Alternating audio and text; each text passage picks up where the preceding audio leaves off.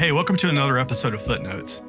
To set up this episode, I want you to think back to maybe the late 90s. And if you weren't really aware of yourself then, just kind of roll with it for a second. But in this interview, we're talking to the whole team from a company in town called Validity. And the reason I want you to kind of think back to the late 90s is, back then the internet was sort of a thing. Amazon was a weirdly named company that would sell you bestsellers online, and you could do a little bit of shopping and things like that, but none of us knew what the internet would turn into. Well, Validity is sort of like that in blockchain. Blockchain today is sort of like where the internet was in 1999. And we sit down with their team to talk about what they're doing, who they're doing it for, and how blockchain is going to become part of our lives. So we've got a team here today. This is actually a first for Footnotes where we've got three people that we're talking to, but we got the whole team from Validity, who's based here in Columbia, South Carolina. And with that, we've got Dr. Gordon Jones, we've got Erica and Seth, who work for this company. Let's talk about what is Validity, what do you guys do, how did you get started, and let's go from there. Yeah, so Validity, we are working to create a decentralized identity wallet system. Okay. So, and what we mean by that is we believe all individuals should own and control their identity. And we believe identity is here in the physical world, but also digital, very digital. So we believe that all individuals should own and control their information. And we kind of discovered this space because I teach blockchain over at USC. Mm-hmm. And last fall I was teaching my course and Erica was in the class. And the orientation of my course is we're not coders. So it's in the School of Information and Communication. So these are like the School of Journalism, the Librarian Sciences and all that. So I call them the content creators and managers. So they're not coders, they're not computer science people. Right. So I oriented my course to teach them the functionality of blockchain. And then, and I also like to teach a little bit of entrepreneurship. So the whole project for the course is, okay, you come up with an idea that your industry that you're interested in has a problem. And then as you learn about what blockchain does, I want you to apply it to that problem. And then at the end of the course, you're going to present an executive summary and do a 3-minute pitch on your idea. And so Eric was around how can we secure student identity? So like if your cards get stolen or something like that by another student and they're going down to the bars and using your ID to buy a beer, how do you control that? How do you keep manage of that? And so that was her problem, and then we started hashing that out and it eventually became Validity. The other side of that was my problem that I saw in the market was when I got onboarded at USC, which was last summer to teach the course as an employee, I went through their background check process, right? Well, it took like forever. And I was like, 3 months. Like I got invited into my own class a week after it had started because it wasn't USC's fault. It was just the backlog of bringing 4,000 people on, having to go through this third-party background check process. And so my idea was, hey, well, why isn't LinkedIn verified, all your information on your LinkedIn profile verified, and what we call immutable, so you can't quote unquote change it, so it's trusted, and then an employer just downloads that and accepts that and they don't have to do a background check. Right? Interesting. So that was and then we meshed those two ideas together because it's really an identity play. Right. And that's where we came up with the idea for Validity. So I guess, Erica, like you were saying, you manage your own identity. Speaking for myself, my identity is literally in my wallet. There's a driver's license, there's credit cards, maybe a social security card if people carry that. And that's, quote, who you are. But then there's like me, I'm sitting here, you guys are sitting here, and we are the real versions of ourselves. But what is an electronic identity? Yeah, so when you think about all your activity on social media platforms like Facebook and Instagram and whatnot, they are definitely watching you and capturing your data and who you are as a person, and are able to market that and monetize that. And if you're not actually paying for a service, you are the product. So we at Validity see that as a huge issue that definitely needs, to be solved. So in other words, when you're interacting on these sites, and we've seen the documentaries and we hear all the One talk on Netflix, and, the social dilemma, right? Yes. And I think more people who are users of these things are becoming more aware of what's happening. But it seems like even some of those identity attributes, like we're not even aware that they're part of our identity. Yes. And so also for me, I've had friends who have gone to the bars and had, the bartender follow them later that night. And it's like, well, how did that happen? One of two ways. Either, Instagram promoted that y'all were together, or that he saw your name on your ID, because you're giving away way too much information when you go to buy a drink. Meaning when you use a physical ID. When you use your physical ID, you're giving away way too much information, because at the end of the day, that bartender, all he needs to know is that you are above 21. He doesn't need to know your name, your address.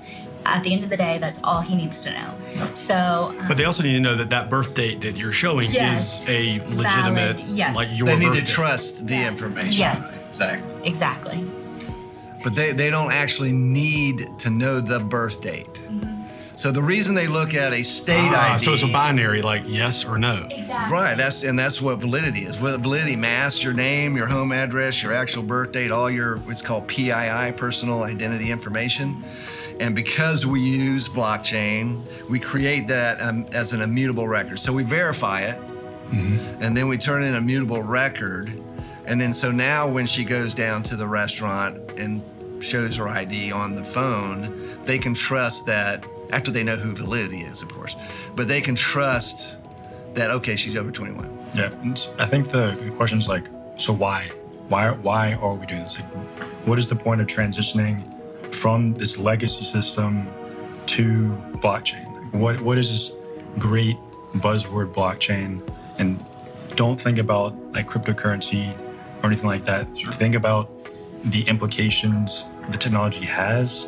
And I'm not going to spend time, I guess, elaborating into some parts of the vocabulary, but some of the best stuff I can do is like, we can pull together some of the documents we have and like put it in the like footnotes of this video. Sure. Because there's tons of great resources, and everybody always has that light bulb moment when they do their own research. They look at it, they realize the implications, and kind of going back to what you said, like what is identity? Like it's kind of like this existential question, like it's like that mind versus like body way you interact with like the world. Like right now, in order to prove who we are, we're using like a plastic card, Sure. or a piece of paper, which are forgeable.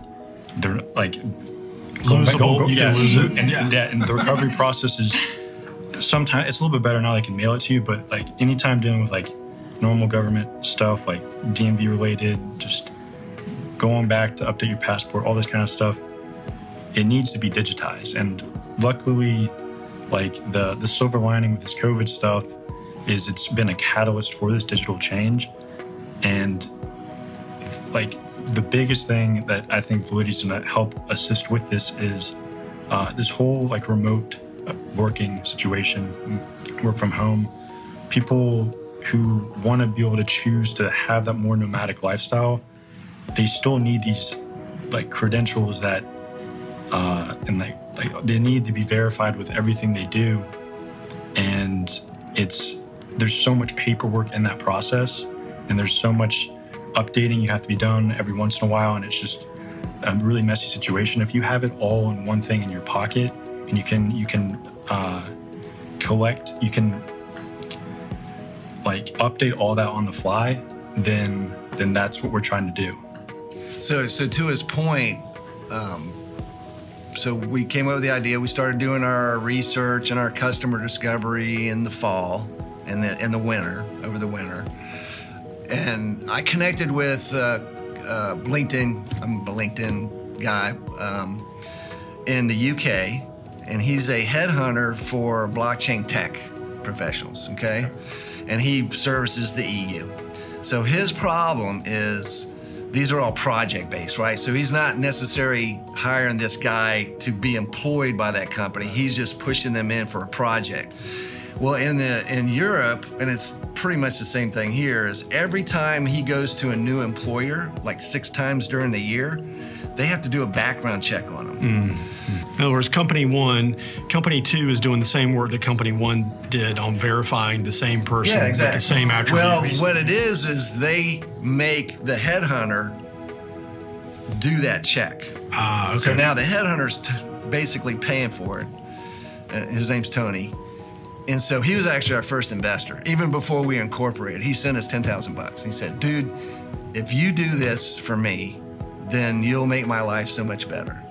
And so that's really Which is music to anyone's entrepreneur's ears. Yeah, It's that was awesome. You've got a real person with a real problem with actual money, maybe crypto, and it was cash. yeah, it was cash. There you go. We can take big. How ironic, you know? Yeah. But to Seth, I mean, so like the gig economy is like a real high need for something like this because, especially because of COVID, people are quitting their jobs and they want to be able to transition fast.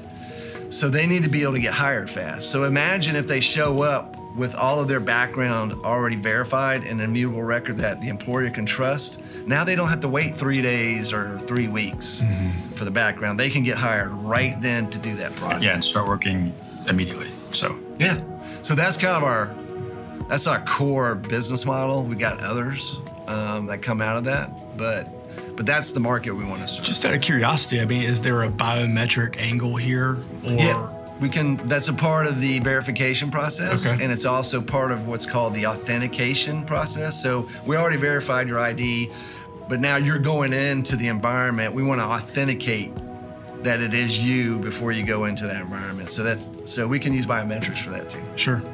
Well, I guess that requires your physical presence, which I think what I'm hearing you say is that leading up to your physical presence, being somewhere, or even if you're a remote worker, there's still that digital aspect that, you know, the whole point is you don't want to have to show up at a certain place. You know, you can, And if you want to be contactless, right? So now you don't want to share a virus. So imagine this. So the validity holder, so she's already verified. She's got her driver's license in there with her driver's status, which is different. Okay. Then she has her insurance card in there, and she has her vehicle registration in there, in her validity identity. And now a police officer pulls her over for speeding, and he walks up and doesn't expect her to roll down the window. He just wants her to show her QR code. And he'll scan her QR code. Now he has her driver's license verified, her identity verified, her insurance and her car registration information without even having her roll down the window. So that's a true contactless interaction. And then he doesn't even have to go back to his car to verify everything because he's get on his computer and find out if you have any tickets. It's already on his side because of his role as a police officer. Somebody else that scans that QR code wouldn't be able to see that information, but because he's a police officer, that's his role in our ecosystem. So he has authority to automatically see that information by just scanning the QR code. Gotcha. Versus the bartender who just needs to know a yes/no on an age verification. Absolutely. Law enforcement may need more info up front as it's appropriate. So let's back up for a second, and we've been talking about blockchain, and again, this. Footnotes has a wide audience, as we discussed kind of before the show. Let's talk about blockchain. Seth, you had kind of opened the door on this by saying you didn't want to go too far down the rabbit hole, but I think we may need to steer it in the right step direction. inside the door frame right, a little bit. Yeah. What is blockchain? Like, what does a civilian need to know about blockchain in terms of what it is and maybe what it does?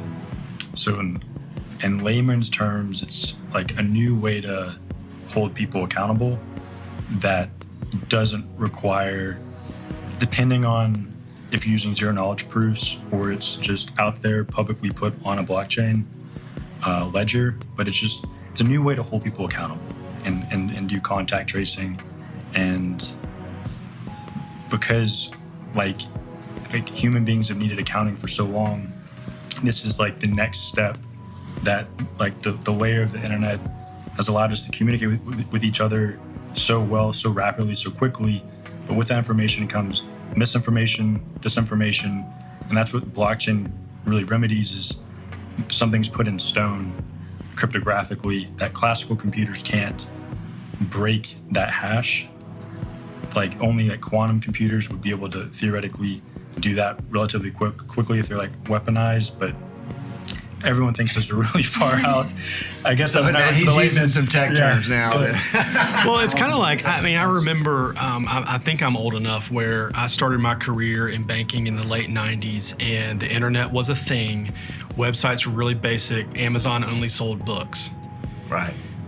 But you knew, like, hey, there's this thing is like, it's going to be something one day. No one could imagine smartphones, really. No one could imagine, doing a Chipotle order. Chipotle order didn't exist then, but you knew. And so when people were talking about the internet in the late 90s, it sounded kind of like what you were saying, that there were a lot of knowledgeable people that were kind of getting into it. Just users were experiencing some utility because they could click and do this and do that, and it was kind of cool to buy things. So all right, so this is what I teach, right? So and you came from finance, right? Mm-hmm. So you know what a ledger is. Sure. And a ledger is your credits and debits. Yep.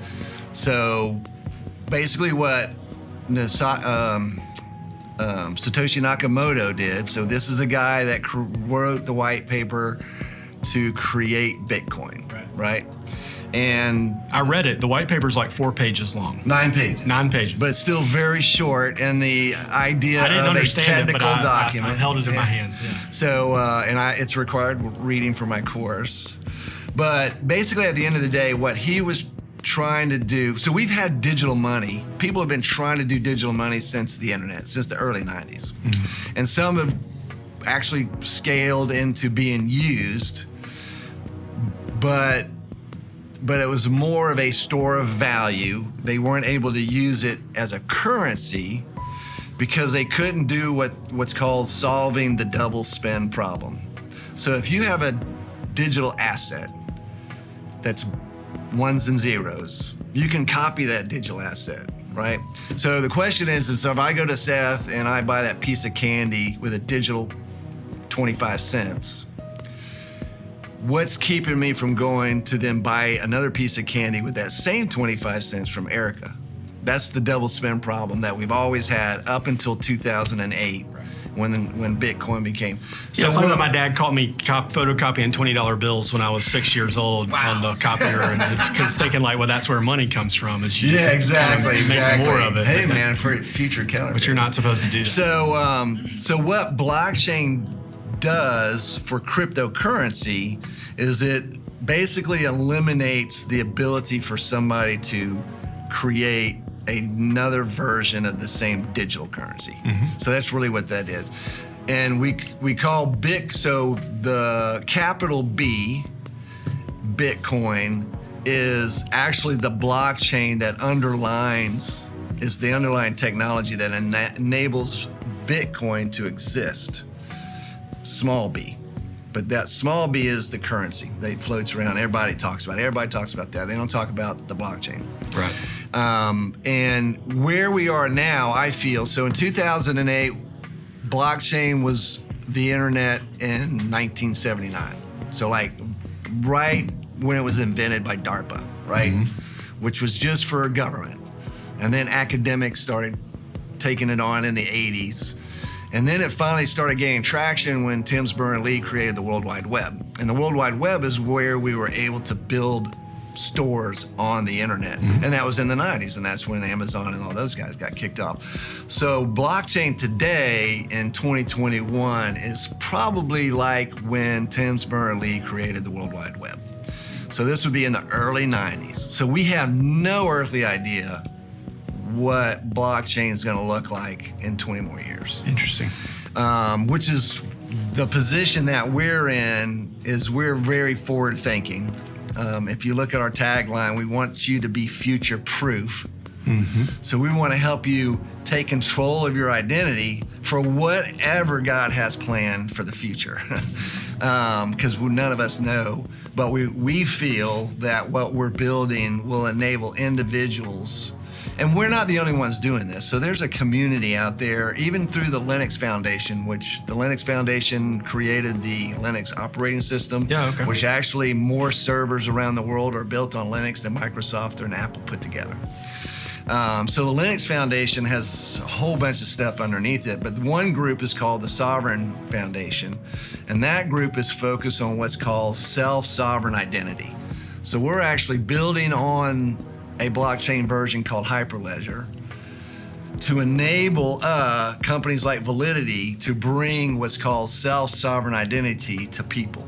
And this is where we're not there yet, but we could be in 10 years. But we're helping to get it going, is where we do have control over our identity. And then as you go out into the internet or even in the physical world, people, they see you, they know you're there, but they also know you've been verified as a entity, but they don't know who you are until you say. Going back to what you were saying, Erica, like all these attributes that you're kind of leaving behind on your internet. Until she wants them to have that data. So we probably have to teach people like, hey, this is all the stuff you're leaving behind that you didn't know you were leaving behind as you click here, search there, tap that, double click this. Exactly. Like, because I don't think I'm Well, all aware. you have to do is go to LifeLock's website and they'll show you everything that you're leaving behind, because that's what their model is to help you recoup your identity. Okay. Our model is before that. We want to help you control it so that your data is not on central servers all over the world, aggregated and centralized to where a hacker really wants to go after it, because it's 28 million records there. That's valuable to a hacker to take the risk of being thrown in jail. Where if Erica's data is on hers and Seth is on his and yours is on yours, that's what we call decentralized, where we're taking that identity, it's called PII, personal identity information, off of these servers all over the world, and you're controlling it inside your wallet.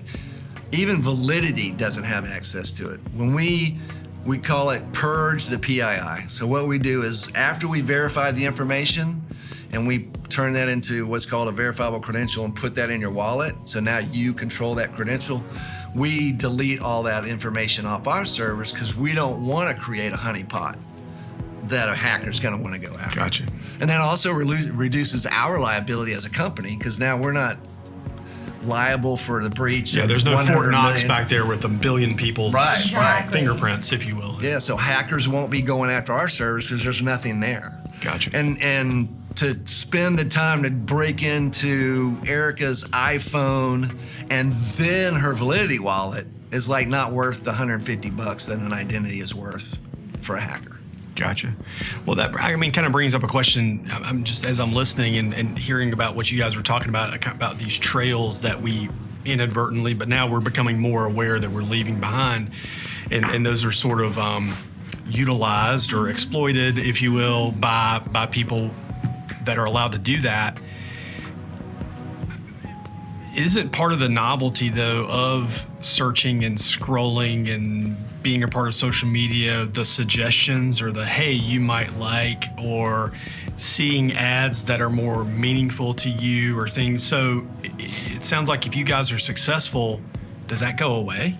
No, not necessarily. I mean, you have the choice then at that point. Right. Because as long as they're being transparent, I mean, this is the issue though, is like you don't know about that. I mean, there is definitely a curtain, that is being held up against most people that just don't take the time to, just don't have an interest. It just really hasn't been talked about. So, but I mean, I think we all know somebody that's like, well, that's weird. That's popping up on my phone now. I just said that, 2 hours ago. Right. What? Like, so, I mean, now just being able to have the choice of like, having that, come up or not is definitely needed. Yeah, and I think surfing the web in the beginning, like, of course, it was just a ton of information out there. Everything was new, but a lot of these algorithms have whatever bias they have about you, and they will keep you there and really control your compulsions to have you just stick on that website and waste time.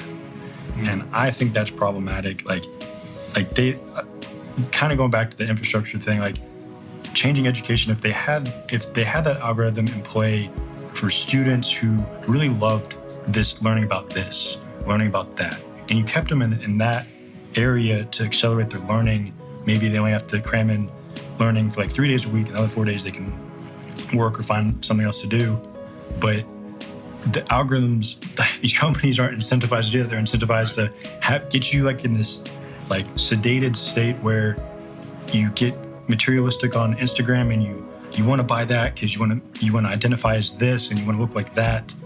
And they've just they went from these really great companies that I looked up to. Like I always wanted to work at like Google or Apple or whatever, but they've kind of just, I mean, they have to do what they have to do because it's just gotten out of hand, and we have to make them pivot into something else, because they're just like, they're almost like too big to, like the too big to fail kind of thing. But they're So with Validity, we're really hoping that will force some of the other players to be more transparent and forthcoming with information. Well, there's also a, we call it monetization opportunity. So you as an individual right now are the product. If you're using Gmail or Facebook or all that, right? That's what the Social Dilemma documentary talked about. So what we see in the future, as more and more people get control of their identity, now, if let's say you do want to get some of that preferred data, you can then elect to share it with either the world or just a specific vendor, so that they could customize an offering to you if you wanted to. You can also rent yourself out. So let's say you did want to make some money off of Google's algorithms, right? So right now they're making all the money. But let's say as a transition now, they're willing to send some money towards you for you letting them watch you. So what happens is we would create an identity for you that they can track while you're out there. But then when you cut it off and you made your money, when you cut it off, now they can't attach any more data to that identity. So that's really the big future here, is you'll be able to morph your identity as you go out into the ether to make sure that they aren't tracking you long term. Or if you elect to and make some money off of it, then you can do that. Well, is that similar to some of the technology I think even credit cards are using, where if you use a certain type of credit card, it can generate a sort of one-time use number? You know, you're on a website, you're buying from that website, you generate a one-time use number, it plugs in, completes the transaction, but then... We're even talking to a company that's doing that, but it doesn't solve the problem with the attention economy when it needs to be the intention economy, which is what Gordon was mentioning, where we're intending, like, if we're going on vacation here, we're setting out our fishing line, and then all the brochures, all the pamphlets, all the advertisement goes to that. And they have our information for a revocable amount of, like a certain amount of time, it's revocable. And when we pick the person, they get that information, and all the other ones they lose that alpha data. So let's re-emphasize that. So what currents now is attention. Right. So everybody's tracking. Yeah, attention. And for all our southern listeners, Right. So what Seth was just talking about is the intention. Yeah, with economy. an I. Right. Okay. And that's where we're sending out RFPs. They don't know who we are, but they have the information they need to make a proposal. And then we choose who we want to do business with, and then they'll get whatever data they need for a long-term relationship, and all the other ones no longer have access to that information. Could be for mortgages, could be for jobs.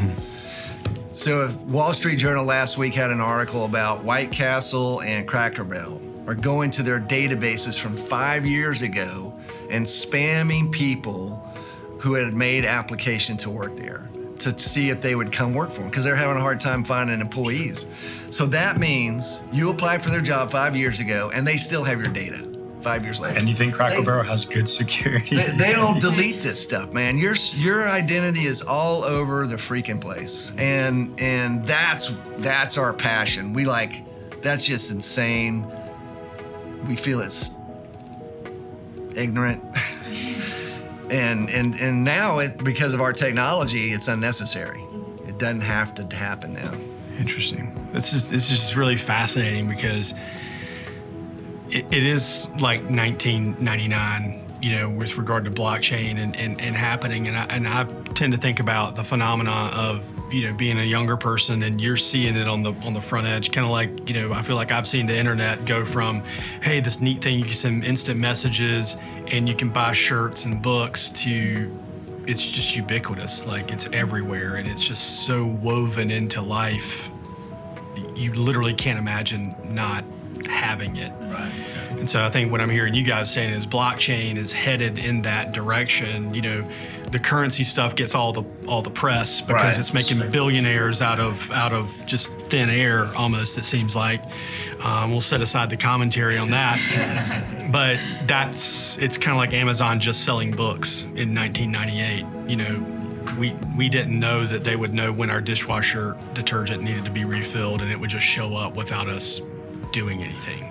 Well, I don't mean to be self-promotional, but since you mentioned 1999, so in 1999, Milton Friedman, who's a Economist, yeah. economist, he predicted Bitcoin in 1999. He didn't call it Bitcoin, but he predicted that one day in the near future, because of the internet, we will be able to solve the double spend problem and do that.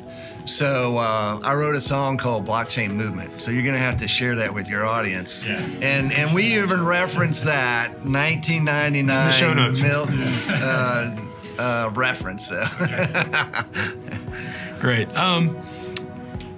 Thank you for sharing all this. I know that was a lot. I'm glad that we do record these because I think even I would want to go back and rewatch and listen to some of these things, because I think that there are a lot of people that are trying to understand these things, but because it's new, you don't have a frame of reference. And so I think it's very helpful that you guys can relate it back to, hey, the internet was like this, and it's kind of like that at that time in these services, because I think as people gain understanding of the technology, regardless of the use cases, that's how you, I guess, foster adoption, which is kind of what you guys are hoping Yeah, for. well, that's what we have to do. And from the entrepreneurial side of all this, the story of us being entrepreneurs and learning all this kind of stuff, one of the problems that startups have, and not just here in South Carolina, is raising money, right? Mm-hmm. And so because we're kind of,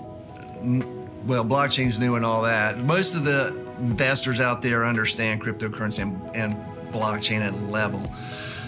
But, they only want to hear a 3 to 6 minute pitch. And in order to really explain what we're doing, we got to have a thing like this to tell people. Because I had a comment from an potential investor by email yesterday, and I was saying, he said, well, I know this space and all this. And I asked him one question, he didn't understand it. And I said, well, okay, so you really don't understand. So we have a lot of educating to do. Well, that's interesting. I mean, as someone who's an academic in this field, what do you see happening with regard to course of study in this field and research? I mean, where is it just so new that everyone's still kind of figuring it out? Because yes, it's coming. So there are schools that actually have centers for blockchain research and things like that. At USC, there are 2 courses. There's one in the business school, Darla Moore, and then there's ours in the College of Information Communications. There are spatterings around. There's Dr. Dwyer up in Clemson teaches a course on blockchain. He's an economist. But we still have a long way to go before academia actually really jumps in. I mean, MIT Lab, of course, are really deep in it. They're already talking to the federal government about creating a Fed coin or a US dollar digital currency. So those guys, Georgia Tech's probably pretty deep into it. But from the other colleges and out there, they still have, we still have a ways to go. But at the end of the day, blockchain is a tool. just like the internet is. So you don't have a course on the internet. Right. You have the course on computer programming that, of course, leverages it. So eventually it'll probably not be a blockchain course. Blockchain will just be a tool in the bag when you're talking about this emerging tech stuff.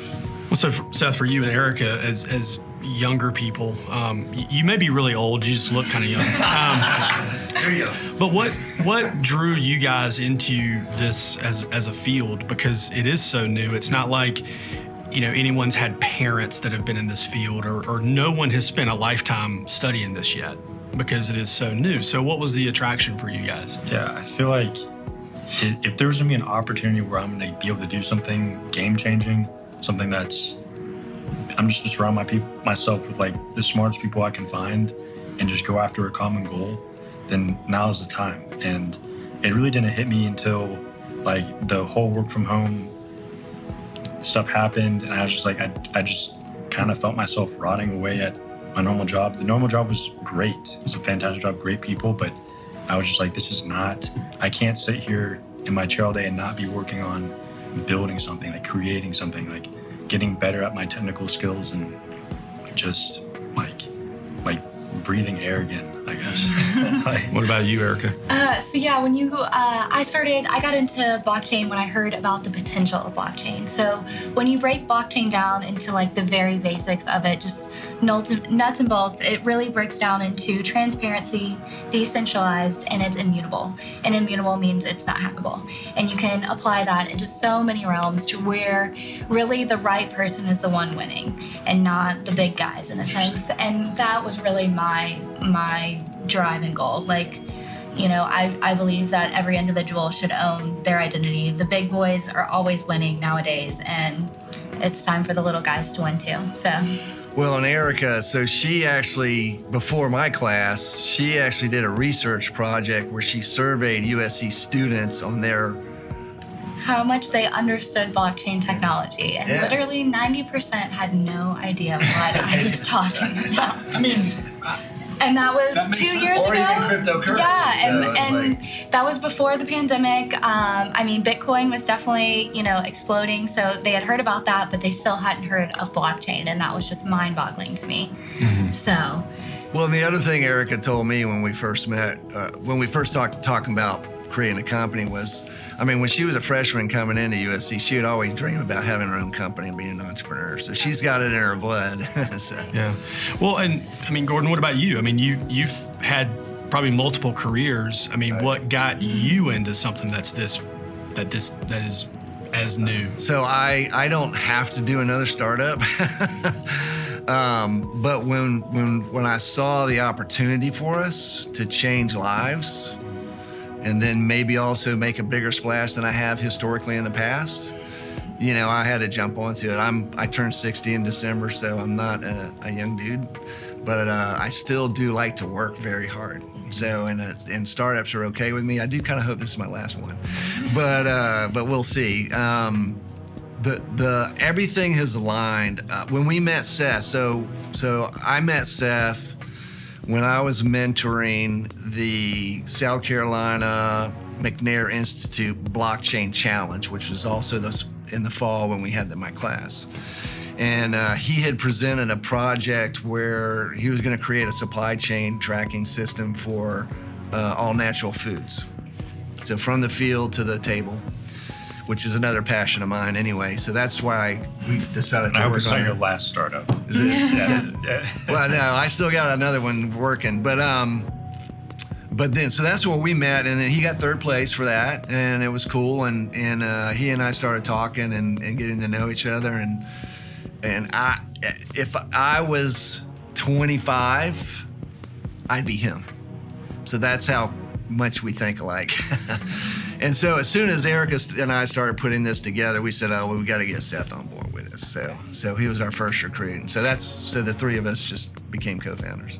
That's great. That's a great story. I think that's how a lot of people imagine things like that would come together is you find people who are interested in subjects with different backgrounds, ages, all level of education, all that kind of stuff. And you kind of push it all in the middle of the table and you go from 0 to 1. Yep. That's right. So, Well, thank you for sitting down. Thank you thank you for for spending having your us. time, taking time out from fundraising and product development and evangelizing on this, just to take a pause for this. I hope this helps you guys. I know this will help our audience, I think, kind of pull the cover off of some of this stuff. You guys shared really good things you can kind of sink your teeth into and attach it to something you already know so you can understand it a little better. Yeah, I think you're going to get a boatload of views off of this one, man. Yes, thank you so much. Thank you. Thank you.